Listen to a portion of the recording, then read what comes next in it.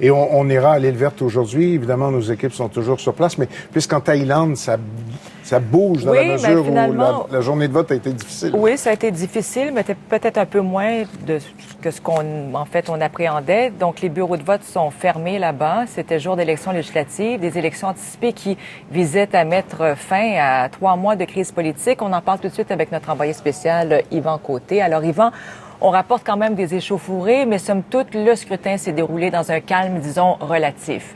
Tout à fait. On craignait vraiment le pire avec la fusillade d'hier qui a fait 6 blessés, mais finalement, les bureaux de scrutin qui ont ouvert ce matin, et la majorité, 90%, c'est assez impressionnant d'entre eux, qui ont permis aux Thaïlandais de voter. Mais malgré tout, il faut se rappeler qu'ici, les manifestants prennent beaucoup de place. Donc, encore aujourd'hui, ils ont réussi à perturber l'élection à plusieurs endroits dans le pays, mais surtout à Bangkok, où il y a eu des confrontations, de l'intimidation aussi.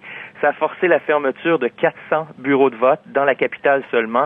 En tout, à travers le pays, 10 des 48 millions d'électeurs qui n'ont pas pu se prévaloir de leur droit de vote. Donc, on peut parler d'une journée passablement calme parce qu'il n'y a pas eu de blessés, il n'y a pas eu de morts, mais beaucoup de frustration. Bon, on sait qu'avec ce scrutin, Yvan, la première ministre Shinawatra, qui est très contestée, voulait faire tomber la tension. Est-ce qu'on voit poindre la fin de cette crise?